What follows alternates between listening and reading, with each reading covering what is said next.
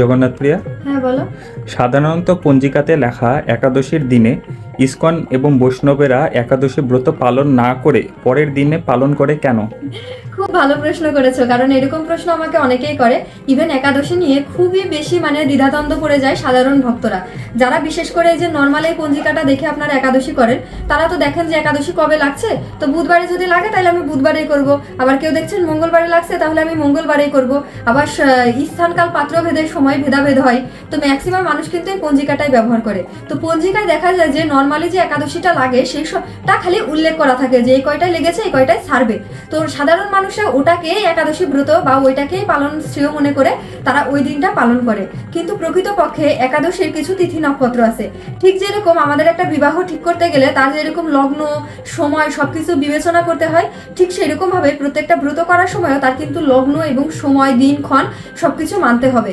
এখন আমরা আলোচনা করব যে একাদশী মানে কি। একাদশী মানে হচ্ছে একাদশতম দিন, অর্থাৎ একাদশতম দিনের আগে কোন দিনটা আসে? দশম দিন। তাহলে এই যে দশম দিনে যদি সংযুক্ত হয়ে কোনো একাদশী পড়ে, অর্থাৎ দশম এবং একাদশ দুইটা যদি সংযুক্ত থাকে, তাহলে সেটাকে বলা হয় হচ্ছে দশমী বিদ্যা একাদশী। তো সেই দশমী বিদ্যা একাদশী কখনোই করা উচিত নয়, করতে হবে হচ্ছে আপনাকে তাহলে দ্বাদশী যুক্ত একাদশী। তো অনেক সময় দেখা যায় যে আমাদের ইসকনের বা বৈষ্ণবেরা, বিশেষ করে ভক্ত সমাজ যারা আছে, তারা দেখা যায় যে ওই দ্বাদশীর দিনটাকে তারা ওই ব্রতটা পালন করে। এখন এটার শাস্ত্রীয় রেফারেন্স কতটুকু আছে? আমার কাছে একটা বৈষ্ণব পঞ্জিকা আছে, এবং এটা যদি আপনারা যে কোনো ইসকন মন্দিরে পাবেন, তো বেশি দাম না মনে হয়, 20-30 টাকা দাম। তো এর পিছনে হচ্ছে এটা উল্লেখ করা আছে যে বিদ্যা একাদশী বা দশমী বিদ্যা একাদশী কাকে বলে। এখন আমি হচ্ছে আপনাদেরকে হরিভক্তি বিলাস অনুযায়ী বর্ণনা করে দিচ্ছি যে দশমী বিদ্যা একাদশী কাকে বলে।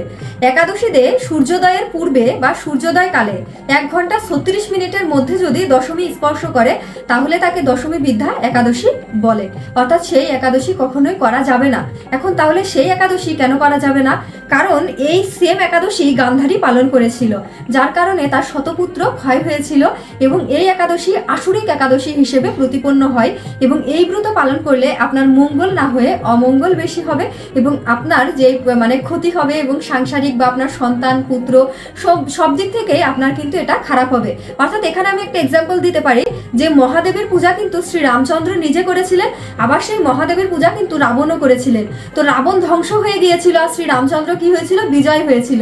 তার একটাই কারণ, কিন্তু এই যে তিথি নক্ষত্র অনুযায়ী অসুরেরা কিন্তু একটা আসুরিক সময় অনুযায়ী তাদের পূজাগুলো করতো। অর্থাৎ তারাও কিন্তু ব্রহ্মার কাছ থেকে, শিবের কাছ থেকে বর পেত, কিন্তু তারপরেও কিন্তু তারা সেই জিনিসটা প্রাপ্ত হয়েও সেটা টিকিয়ে রাখতে পারতো না। তাহলে ওখানে জিতে যেত কারা? তারাই, যারা হচ্ছে এই তিথি নক্ষত্র এবং সময়টাকে সুন্দরভাবে তারা জেনে তারপরে সেই ব্রতটা পালন করত। তো এখানেও সেই বিষয়টা এখানে বর্ণনা করা হয়েছে। আমি আরো সুন্দর করে আপনাদেরকে বর্ণনা করছি, দেখুন।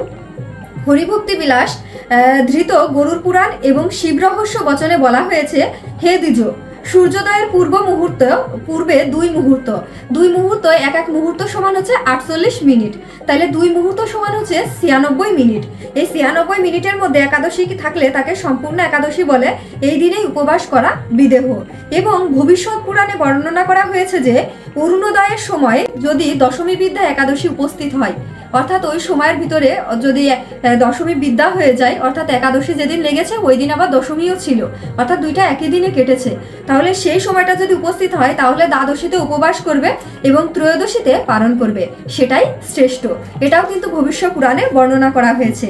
এছাড়াও এই একাদশী ব্রতর আপনি যদি এই দশমী বিদ্যা একাদশী ব্রত পালন করেন, তাহলে কি কি হবে? গরুর পুরাণের পূর্বখণ্ডে একাদশীর মাহাত্ম্য প্রসঙ্গে 125তম অধ্যায়ে বর্ণনা করা হয়েছে এই গান্ধারীর কথা এবং প্রাচীনকালে অনেক রাজার কথা, এবং এই যে দশমী বিদ্যা একাদশী করলে কি হয়, দ্বাদশী যুক্ত একাদশী উত্তম, এই পুরো বিষয়গুলো বর্ণনা করা হয়েছে। তো আপনারা অনেকেই আছেন এই প্রশ্নটা করেন, অনেকে তো এভাবেও বলেন যে আরে ইসকন, আবার ওরা ইসকন মতে একাদশী কেন করব?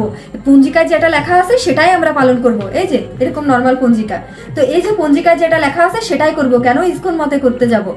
ওরা কি অনেকে তো এরকমও মনে করে যে ওরা হিন্দু ধর্ম থেকে বাইরে, অর্থাৎ ইসকন হিন্দু ধর্ম থেকে বাইরে। ইভেন শুধু ইসকন না, দেখবেন বৈষ্ণব সমাজও তারা কিন্তু এরকম ম্যাক্সিমাম সময় দেখবেন যে দ্বাদশী যুক্ত একাদশী পালন করে।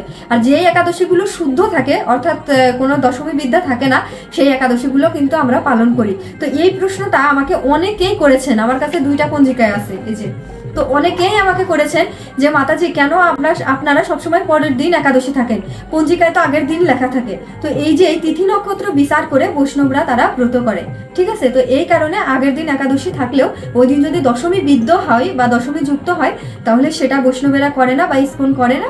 পরের দিন গিয়ে তারা দ্বাদশী একাদশী যুক্ত দ্বাদশী ব্রত পালন করে বা মহা দ্বাদশী ব্রত তারা পালন করে। আশা করি আপনারা বুঝতে পেরেছেন এবং এই বিষয়টা নিয়ে অনেকের অনেক বিভ্রান্তি আছে, তাই ভিডিওটা সবার কাছে শেয়ার করে দিবেন। আমি কিন্তু একদম গ্রন্থ সহকারে এবং পঞ্জিকা হাতে নিয়ে রেফারেন্স সহকারে আপনাদেরকে উল্লেখ করেছি। তো সবাই অবশ্যই ভিডিওটা শেয়ার করবেন সকলের কাছে।